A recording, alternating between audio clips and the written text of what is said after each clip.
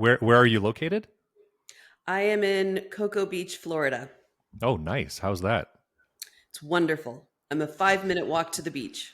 I bet. I'm in Quebec, Canada, so it's a whole other landscape right now. I have tons and tons of snow in front of me. Got it. Although the sun is shining. It's so nice to meet you. I've followed you for a while now on socials, and I would love for you and for the audience just to introduce yourself for people who don't know who you are, and tell me also about your most recent book, The Reckoning.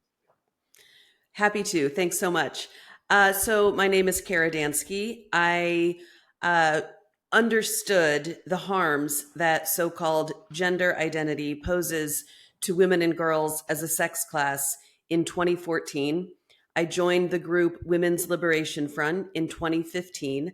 I served on the board of Women's Liberation Front from 2016 to 2020, and I was president of the U.S. chapter of Women's Declaration International from 2021 to 2024. And I will also just say that I haven't done this all my life.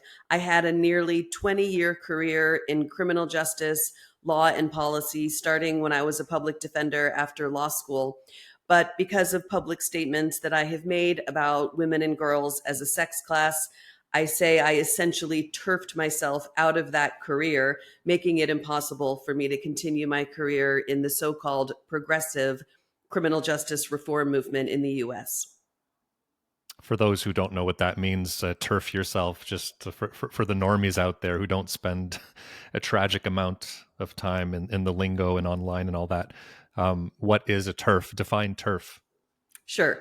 So it originally meant trans exclusionary radical feminist. And it refers to people like me, women like me, who are radical feminists, who don't believe that men can be women under any circumstances. But many radical feminists have reclaimed the term. And what we argue essentially is that a TERF is just a left leaning radical feminist woman who fights for women and girls as a sex class. Do you notice a change in the value system? Like we always talk left and right. Some people say that doesn't even exist anymore. Some people have even posited that the last US election, Donald Trump with his coalition kind of ran to the left of the Democratic Party. So people are mixed up for many, like various reasons. How do you feel about all that? Yeah, so I am a lifelong Democrat. The only period of time in which I was not a Democrat was in the early 2000s when I was a member of the Green Party. I've always thought of myself as ideologically far left of the Democratic Party. And today, when we talk about the topic of so called gender identity, in my view, that very top down, it's referred to as a movement, but it's not really a movement, it's an industry. And in my view, it is completely sexist, homophobic, and authoritarian. And from that perspective, if I'm right, it's the most regressive right wing agenda that I've ever seen the Democratic Party push. Now, there are a lot of other topics we could touch on. There are a lot of Americans who are very angry at the Democratic Party for a whole variety of reasons. My main issue is the Democratic Party's agenda of throwing women and girls under the bus at the altar of so called trans. And that's what I wrote about in The Reckoning, how the Democrats and the left betrayed women and girls. Do do you think that most people on the Democratic side even know about this? Like you've mentioned, like perhaps follow the money. There's an industry of this, transing kids and keeping them on puberty blockers, and then there's a lot of I mean, there's so many medical interventions, and we call it gender affirming care. And obviously, when you look into these rabbit holes or look into these issues, you start understanding that there's such like a much larger thing going on in the background. But for most people, they're, this is why I love what Coleman Hughes says, where he says, it's people are criticizing me for calling out the hypocrisy on the left, but I mean, to spot like an extreme right leaning bigot racist is kind of like a wolf in wolf's clothing, whereas now this is like sheep's and wolves, they're disguised as sheep, and all these issues feel good rather than actually doing good. A lot of people on the Democratic side truly don't understand what is going on. And that is in large part because the mainstream legacy media has fed us a steady outlet of feel good stories about so called trans. And, the mainstream legacy media will paint so called trans women as the most marginalized in society, when in fact, we're really just talking about men. On the topic of trans and kids, I think that a lot of people have simply accepted that the concept of a trans child is a real thing without really questioning that that very concept just came on the scene in 2017. It didn't really exist before. Hmm. And so why do is it just me, or people are kind of willfully going along with it, and it's a majority women who facilitate this and just kind of dive in thinking they're doing good. Yeah. I mean, the topic of women supporting this against their own interests is an important one, and it's Yeah. often pointed out, and it's true. I was in a room one time in New York City during a hearing before, it wasn't really a hearing, it was a meeting of what is essentially the local school board. It calls itself a community education council, but it's basically a school board.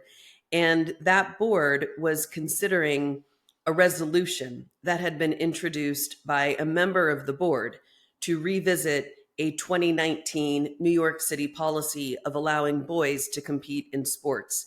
And it was fascinating to me because I was there to speak in support of the resolution to reconsider this 2019 policy. And there were hundreds of people in the room, overwhelmingly women, who um, first shouted, yelled, screamed at the top of their lungs in order to silence the voices of a Black gay man who was also there to support the resolution. And when the board shut down the screaming and yelling, the crowd started humming and howling in order to drown out the voices of those of us who were there to support the resolution. It was totally bizarre. It was completely surreal. And it was overwhelmingly women who were doing that. But it also has to be emphasized that even though there's a ton of women supporting this against their own interests, the real power and the money comes from the top. And it's mostly extremely wealthy men who are fueling it. I want to touch on that. And you just mentioned that something.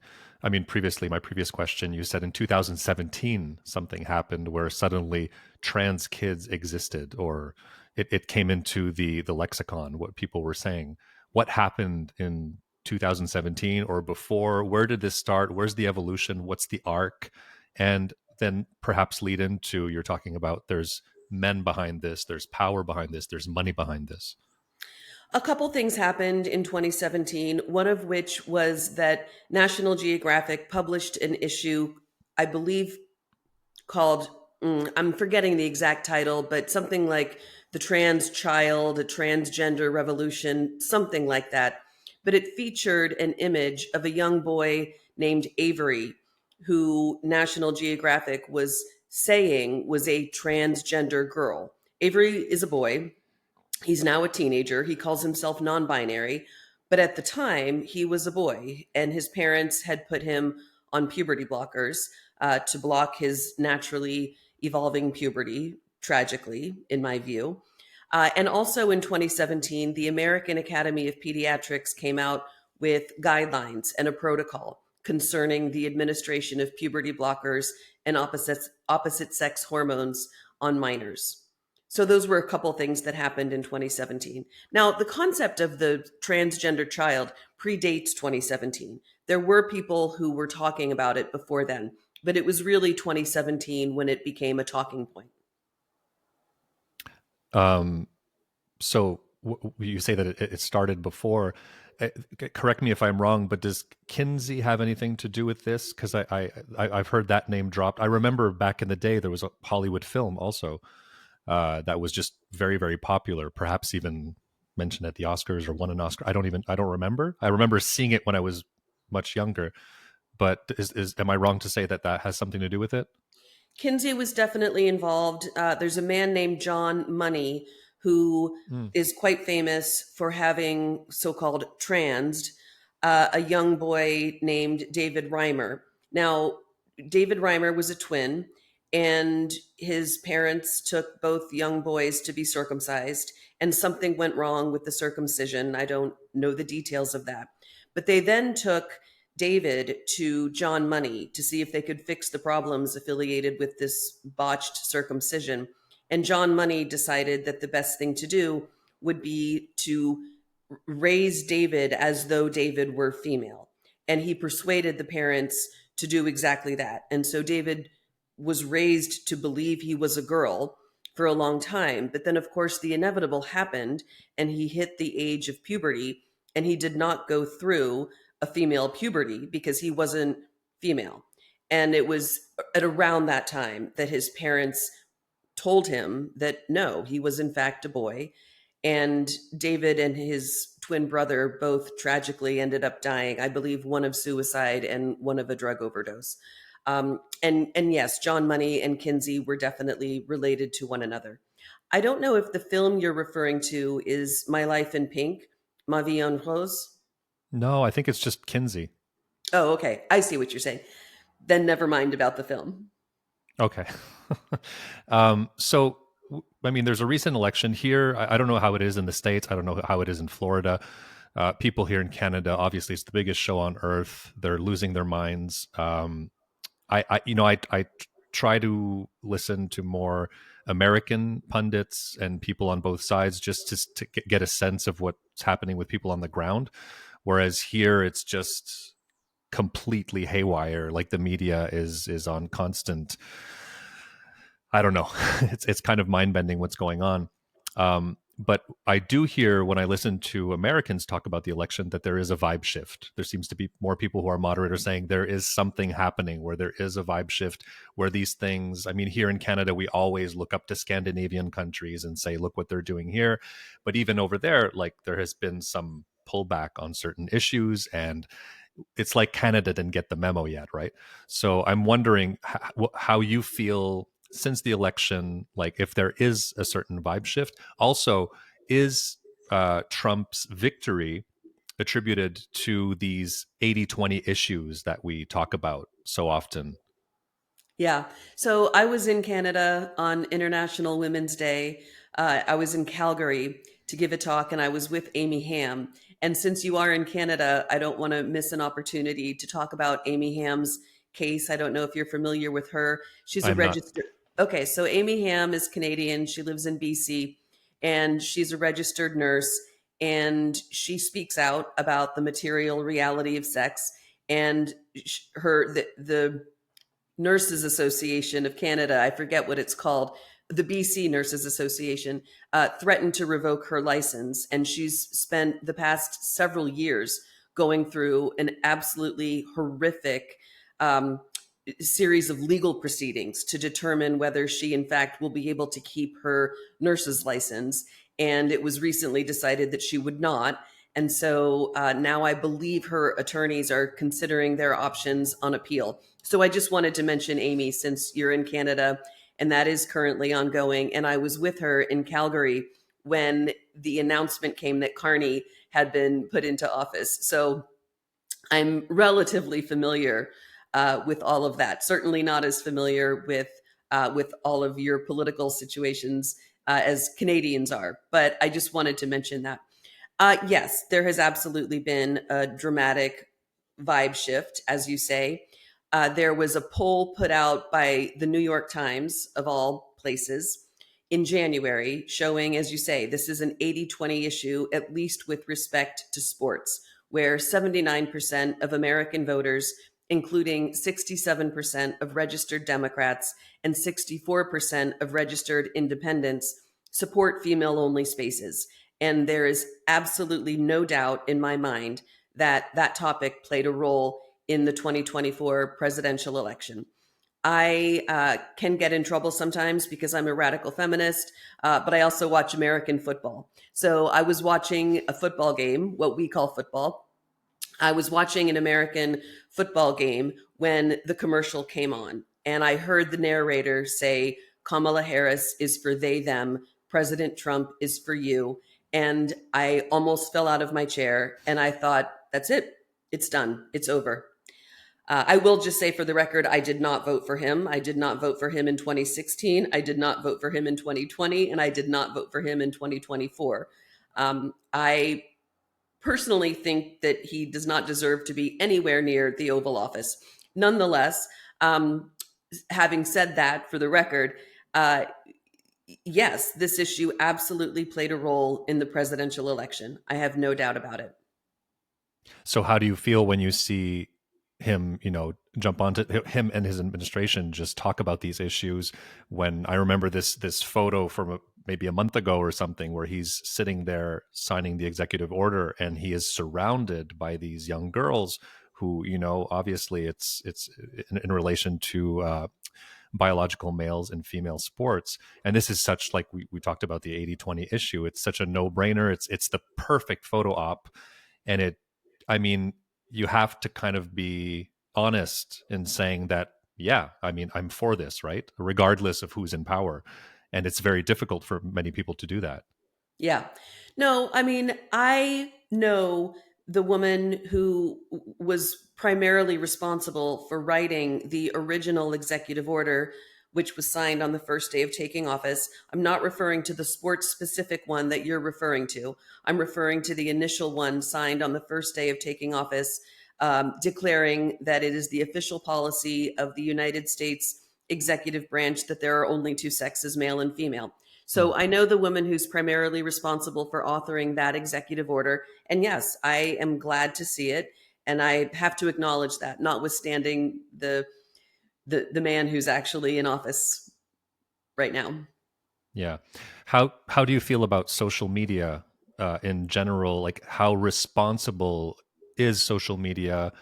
I've been a huge fan of Jonathan Haidt's for a long time, and just really devoured his last book, The Anxious Generation. I have two young children myself, and there seems to be, like, now the data's out, and that many parents are worried. It's a bipartisan issue that definitely, we're not talking about the internet here, but talking about social media for kids is definitely, there's nothing good that can come out of this.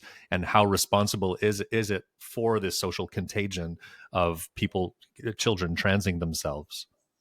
Yeah, I mean, I don't have kids myself, but my understanding from listening to the parents who are going through this is that social media plays a huge role. I follow a group called Parents with Inconvenient Truths About Trans. They put out a daily Substack piece, and these are parents who are desperate to save their children from permanent harm, the permanent harm that comes from puberty blockers. And they talk a lot about the influence of social media.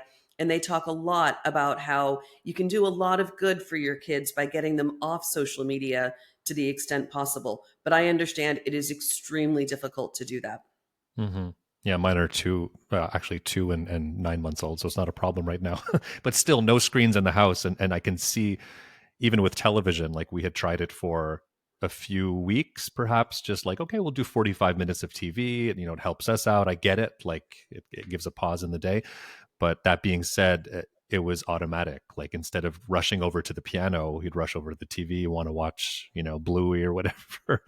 And then as soon as I took it away, like, we just realized we didn't need it. It wasn't necessary, and we love seeing our son, let's just get into books and music and all that stuff. So he's been getting into vinyl recently, which has been fun.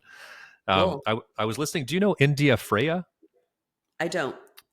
She's actually Jonathan Haidt's protege. She's up and coming, very interesting woman, I believe from the UK. I was listening to her this morning, and she was saying, and it's like everything's tied in. So I was excited to talk to you about this. But as it comes to identity, and suddenly people using their sex as their identity, or their gender, if you will. There was this statistic that came out that 73% of boomer males say that their mental illness will not define their identity. They refuse that. Whereas almost the exact same number, 72% of Gen Z females say their mental illness is an intrinsic part of their identity, which I feel like says so much about this era we're in. Yeah. That's interesting. I hadn't heard that before.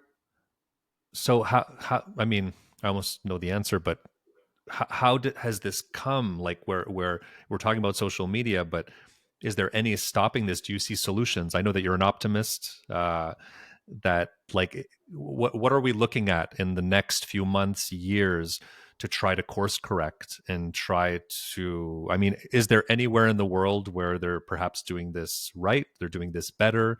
What do you look to as like a reference or as a sign of optimism? Certainly, the Scandinavian countries, as you mentioned, are going in the right direction when it comes to so called transing of children. But the reason for my optimism is that sex is real and everyone knows it. And this is a contagion, and it's in part because of the political left that they've been forcing this on us, and the media has gone in lockstep, but it can't last forever. It just Hmm. can't. But I'm saddened to hear that so many young women think of their mental illness as an intrinsic part of their identity. I think we really just need to get away from thinking in terms of identity. I mean, identity really, at the end of the day, just means literally who a person is, right? So my passport says my name, my birthday, my sex, and those are all true facts. And the government uses passports literally to confirm that a person is the person that she or he says she or he is. But we don't, I don't think of like Democrat as an identity. It's just a party affiliation. I don't think of living in Florida as an identity. It's just the fact of where I live, right? So I just think we can get away from this whole concept that identity has to do with all these characteristics. We all just have a lot of different characteristics. We have personalities. That's all great. That's not a problem. But we don't need to be fixated on identity. And, we could talk about identity politics. I really don't like the phrase identity politics. People will accuse feminists of playing identity politics, but I don't think of feminism as a part of my identity. And female is certainly not an identity. I just am female. And feminism is a political movement, not identity politics. So called gender identity is the ultimate in identity politics because it's hyper fixated on this concept that people can have a so called gender identity, which I just don't even think is even real. Hmm. Do you think the Democrats are learning their lesson from this election cycle? Do you see any sign of hope, No, or yeah, is it me, or they're doubling down to a certain degree? they're doubling down for sure. Oh, that's the strategy.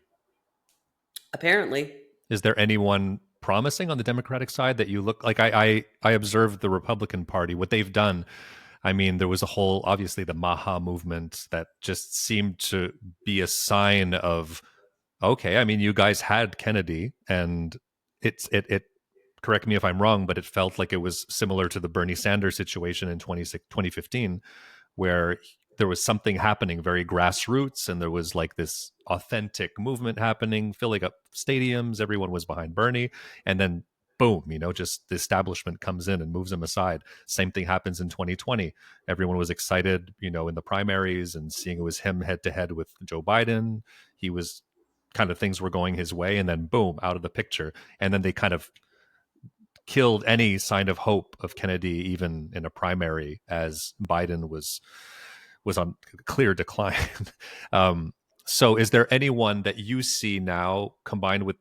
I mean, there must be some people learning their lessons or looking at themselves in the mirror, going into the locker room, as if you want to use sports talk.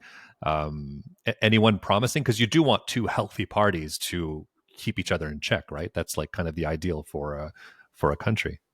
yeah. I mean, so Gavin Newsom is the governor of California, and he recently made a somewhat interesting statement to the effect that he doesn't think that male athletes should compete in women's sports, which is kind of an interesting development. I think most people think that he plans to run for president in 2028, and he wants to be able to say that he was the first Democrat, the first prominent Democrat with national name recognition to get ahead of this issue. And he can now credibly say that because he has. Um, Whether other Democrats will follow suit remains to be seen. Of course, we'll have midterm elections in 2026, and probably the Democrats will lose very badly again unless some of them start coming out and confirming, what 80% of American voters know, which is that male athletes don't belong in women's sports or locker rooms. We'll see.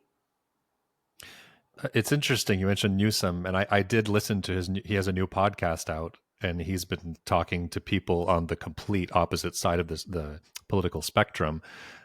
Some have been calling it kind of people who know him find it very sleazy, and he's just constantly like, I agree with you, I agree with you, and giving all this space to his guests. Have you listened to it, and you have any thoughts about like him as like what are your thoughts on Gavin Newsom and how he's handled himself in the past years and now leading into this future? Yeah, I lived in California for a while. I met him once, and I would agree with that assessment. He gets criticized because, people are saying that he's just looking up and reading the room and seeing which way the wind is blowing and understanding that 80% of American voters don't want male athletes in women's sports and spaces. And he's just going with the political wind in saying that he also opposes male athletes in women's sports and spaces. I'm not going to criticize him for that because reading the room and seeing which way the wind is blowing and moving with that accordingly is what politicians do. Hmm. And I don't like him personally. Um, but I'm not going to criticize him for just being a run of the mill politician. It's just what they do. But I also have to note that as governor, Gavin Newsom signed Senate Bill 132, which is the California law that allows any male prisoner to be housed in the California primary women's prisons solely on the basis of their self identification as women. So Wow. he's not getting a pass unless he apologizes for that and signals a desire to repeal it. I heard you say that is it California's state law definition of a woman is completely absurd? Is that it? The California definition of sex is completely and utterly absurd. It's the most bizarre definition of the word sex that I've ever seen. It can be found in uh, Civil Law 51, which concerns places of public accommodation, which basically just means businesses, restaurants, bars, stadiums, that kind of thing. It says that people cannot be discriminated against on the basis of sex in places of public accommodation, but then it goes on to define sex completely out of existence. It says sex means gender, gender means gender identity includes gender expression. I'm paraphrasing, but it is the most utterly nonsensical definition of sex I've ever come across. Wow. Are you watching the latest season of White Lotus? So I am very ignorant when it comes to pop culture, and I didn't even know about White Lotus until that clip about autogynephilia that I assume you're referring to came out the other day. And I The thought, other day, okay, it came out last night or yeah, yesterday. yeah, yesterday. And so I just decided I have to watch it. So I started watching White Lotus last night, but I started with season one. So now I Mhm. have to get caught up. It's fantastic. It's really, really a very colorful series and highly enjoyable, not complicated. But this scene. Did you watch the scene in question? Because past guest Megan Murphy actually shared the clip on X, and I'm just going to read out what she said. It's been fascinating and, of course, frustrating to watch everything that was silenced, denied, suppressed, and framed as hateful to say out loud over the past decade come back into mainstream conversation. Many TERFs spoke openly about the fact transgenderism in men was primarily a fetish, but those hell-bent on pretending this was some kind of innate identity or biological condition rooted in somehow having a female brain in a male body vilified and attempted to destroy them. Yeah, it's very frustrating for women like Megan and women like me who've been doing this for at least a decade to be sort of vindicated, but not really credited with having said these things over the past decade or so. I Yeah. Is can't there? speak for Megan, obviously, but I will say it's frustrating for me. No doubt. Um, what do I got here? Yeah. Do you have any thoughts on? I really I'm not knowledgeable about this at all, but on transhumanism. Yeah, so there's a guy called Martine Rothblatt. He was born Martin, and now he calls himself a woman named Martine. And he published a book called From Transgender to Transhuman. He's quite clear that, in his view, transgender is sort of a it's an on ramp to transhumanism. He has a company called Terasem, Terasem, where he describes sort of uploading human beings' mindware into the cloud. And he envisions a world in which we're all sort of cloud people. We don't exist in our human bodies, we all exist in the cloud. And that sounds, he's very clear about it. He doesn't hold back. He makes it perfectly clear that this is absolutely his ambition. And if he were just some weirdo sitting in his basement somewhere saying weird things, I wouldn't be too worried about it. But he's not. He's extremely wealthy. He's extremely powerful, and he has a huge platform. He's been on Oprah. He's been on NBC. He was featured in New York Magazine as I don't know, a transgender billionaire or something like that. So he has a massive platform, and he's pushing his transhumanist agenda actively and deliberately. Wow. I'm it's like it's almost like I have all the pegs and the pieces put into place, but I'm still can't figure out like what's the end goal of this? What's the like you've mentioned a few names, people who are behind it back in the day. Who's behind this now these days? And is it really simply a case of follow the money and for there to be an industry of this? Is it like because this used to be such a traditionally left-leaning thing to defend women's rights and everything is just so scrambled now. Is it just really a smart like social engineering thing? It sounds so conspiracy theory of me like to even mention that, but in the end when you just start looking at the data and the facts on the ground, like it kind of all leads to that. Yeah, it is. And it's all out there. It's very much grounded in tech. So there's a woman named Jennifer Billick who writes at something called the 11th Hour blog. And she has talked at length about how Rothblatt very much views tech as a god. It's very much a religion. And so a lot of these guys are very heavily involved in tech. Rothblatt also spent a couple $1 million to have a robot replica of his wife made. As weird as that sounds, it's true. It's absolutely true. This is information is all out there. So yes, so called trans is very much connected to tech. It's also very much connected to porn. And so these very wealthy men, it's not only Rothblatt, it also includes a man named John Stryker, who is heir to the Stryker Medical Corporation. And he founded an organization called the Arcus Foundation, which is very busy funding so called trans and queer projects all over the world. It has two funding priorities, one of which is so called LGBTQ. But if you look at it carefully, they don't fund any actual gay rights advocacy. Everything they fund is grounded in so called queer. Their other funding priority is great apes in Africa. It's a very strange pairing of priorities. On the one hand, they're funding so called queer and trans projects. And on the other hand, they're funding projects involving apes in Africa. I don't know why or if those two things are connected, but that's what the Arcus Foundation does. And they spend billions of dollars doing it. And again, its founder is a man named John Stryker, heir to the Stryker Medical Corporation. And so it's no mystery that a medical corporation would be very in favor of putting children and adults alike on a lifetime's worth of hormones and giving them essentially what boils down to as cosmetic surgeries.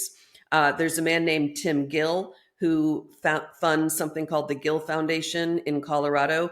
Again, every single thing they fund is related to so called trans or queer. So those are a handful of the guys, the very wealthy men who are behind this. The term queer is one that really kind of blows my mind as well. Like that it used to be pejorative, used to just have a definition, perhaps still does, I guess. Um, what happened Yeah. there?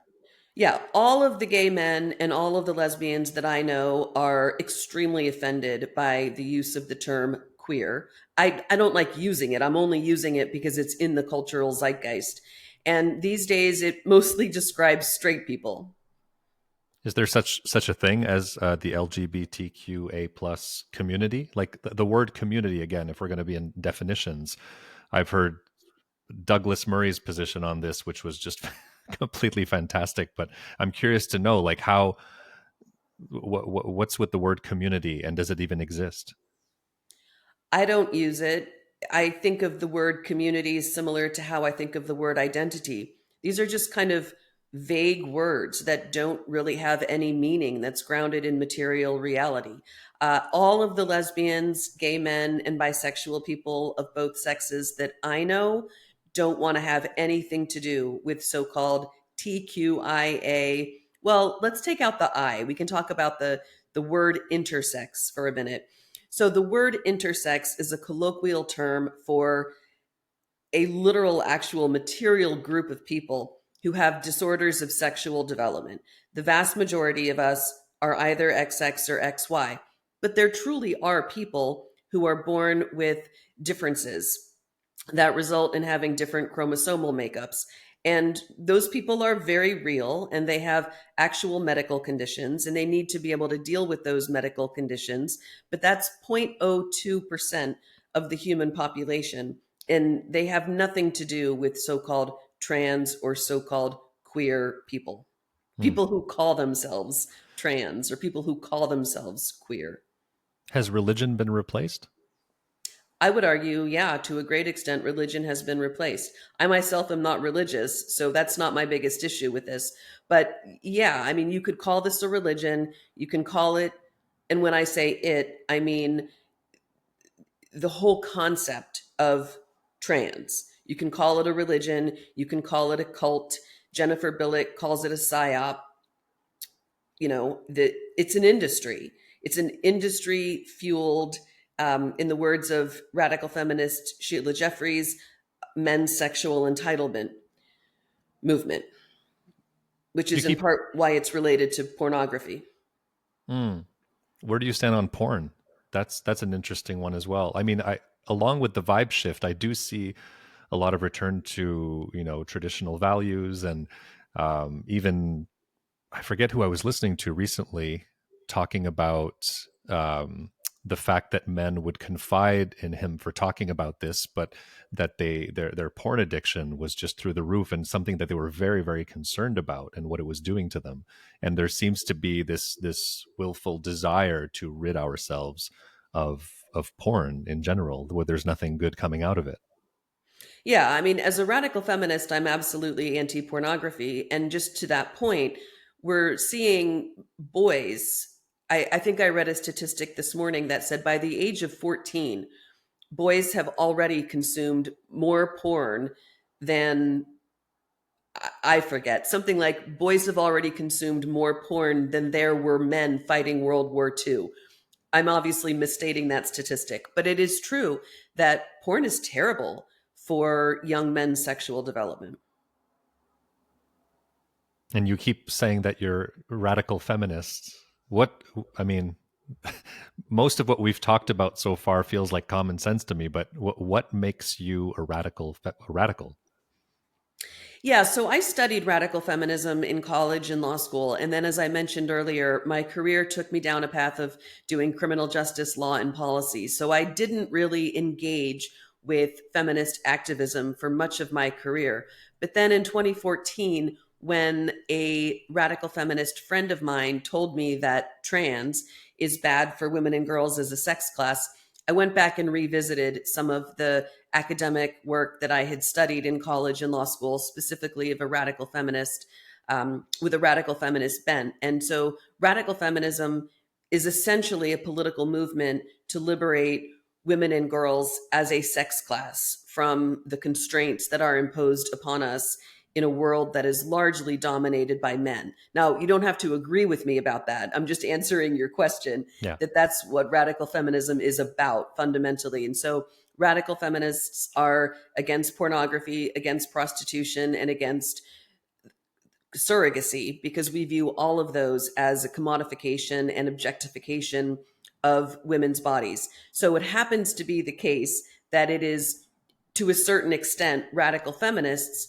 who push back against so called trans because it's bad for women and girls as a sex class. But you're absolutely right that the material reality of sex isn't a radical feminist position, it's just objective truth.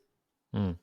What have you changed your mind about in the past, let's just say 10 years or 5 years? Is there anything that you've changed your mind about? Well, not really many things. I have always considered myself to be on the political left, and that hasn't changed. My disillusionment comes not with leftism as a set of values, but with my own political party. Is there anything that you agree with on the right? Well, I mean, so radical feminists or TERFs agree with the political right that sex is real, but we come at it from very, very different perspectives. Again, as a radical feminist, I come at this from an acknowledgement that women and girls exist as a sex class and the importance of liberating women and girls from commodification, objectification, etc. Whereas the religious right comes at this, I'm summarizing and probably oversimplifying, but the political right generally, at least the Christian right, comes at this from the perspective that God made male and female.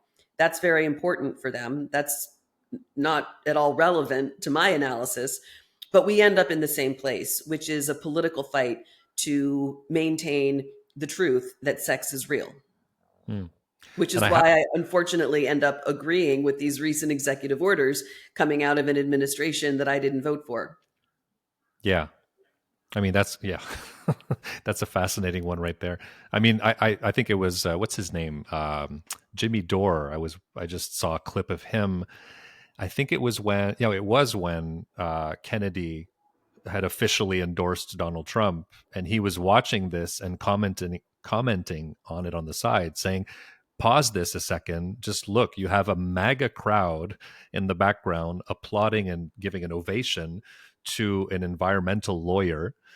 I would argue that this is Donald Trump campaigning to the left of the Democrats who have Cheney behind them, and it was just like these neocons, and it's really just a mind blowing time. I don't think anyone had like seen it that way, or not many people had seen it that way, but he had just so well described what was going on in front of me, and like in a new light. Yeah, yeah, it's been fascinating for sort of a political junkie like me to watch, as it is distressing. And Tulsi Gabbard is part of that as well. Tulsi was a Yeah, Democrat. She represented Hawaii in in the U.S. Congress, and one of the last things she did before retiring from the House of Representatives is put out a bill to protect women's sports. She's the only Democrat to have done anything like that. But again, she did it right before announcing her retirement, and her bill went nowhere. But yeah, she was a solid Democrat. And then hmm. she announced very dramatically that she was becoming a Republican. In part, again, there are many reasons why a lot of people are angry at the Democrats, but she made her move in large part because the Democrats are just denying that sex is real. I've always loved Tulsi. I remember watching her debate Kamala Harris. I think it was in 2020 or 2019, or and just thinking, wow, if I had an all-star team, if I was American, if just to, like, take her any day of the week. I just find her incredible and just very calm and eloquent and gracious. And every interview I've heard of her, I just you want her on her team. How could you let Tulsi Gabbard go? Well, that's the thing. And that's why just I wanted to say when we were talking about the executive orders, am I happy that these are coming out of a Trump administration? Of course not. I don't think he deserves to be anywhere near the Oval Office. But who do I blame for that? I blame the Democrats. I published The Reckoning: How the Democrats and the Left Betrayed Women and Girls in November 2023. And I did that in part to say, Democrats, look, you are going to lose hard in November 2024 if you don't get this right. And they didn't get it right. And that's what happened. Yeah, this could last for this could last for many years to come if they don't get the message. That's for sure. I have to ask you. Just, I'm curious. You mentioned, you were in law, and you said something that made you lose your job, or like what happened there exactly?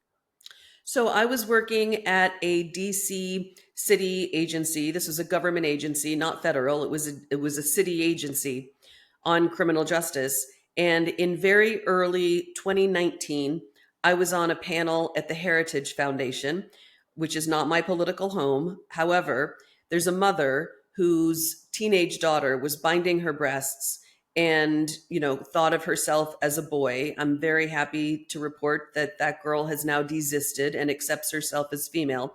But at the time, she was binding her breasts and thinking of herself as a boy. And this mom was desperate to have a conversation about this. Mom came from the political left, and she wanted to have a conversation about leftist objections to so-called trans.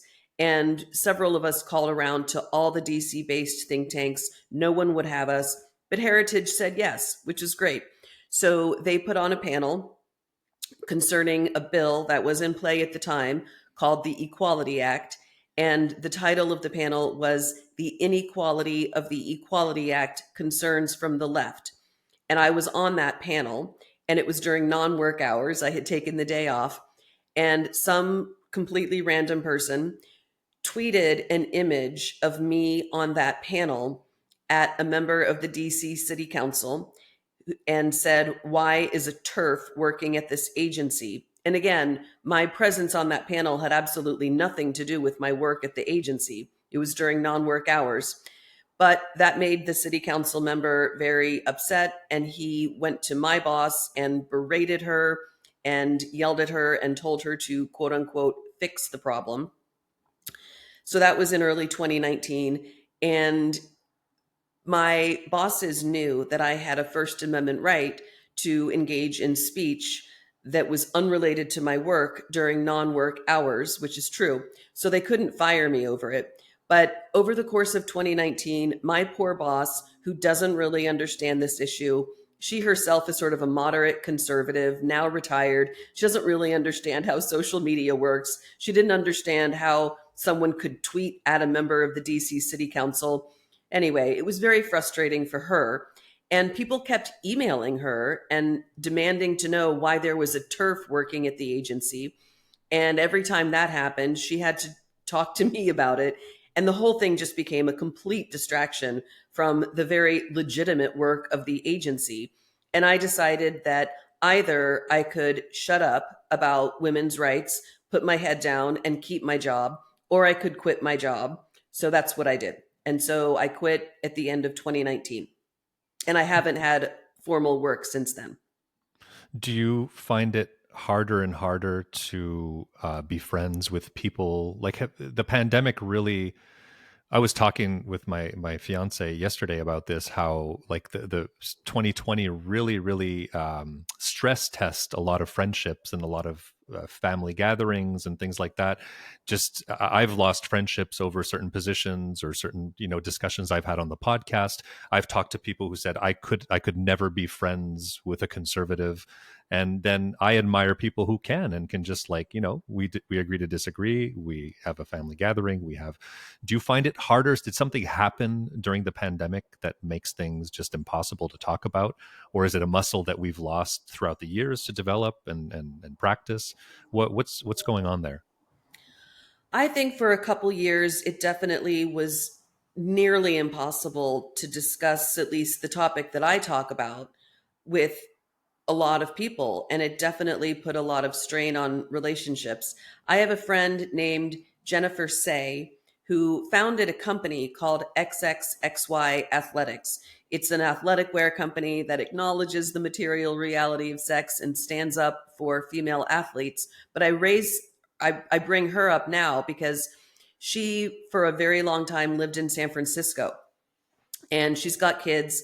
and she was against school closures. She was against mandatory masking. She was against the shutdowns, and she's on the political left. But she has said publicly, and she's told me in private, she basically lost her entire friend group in San Francisco over her objection to COVID policies. And she ended up just kind of throwing up her hands. She and her husband said, well, forget this. Why are we in San Francisco with a bunch of liberal ex friends? They had no, again, the word community, but in this case, I mean it literally. They had no community. They lost their entire social support system.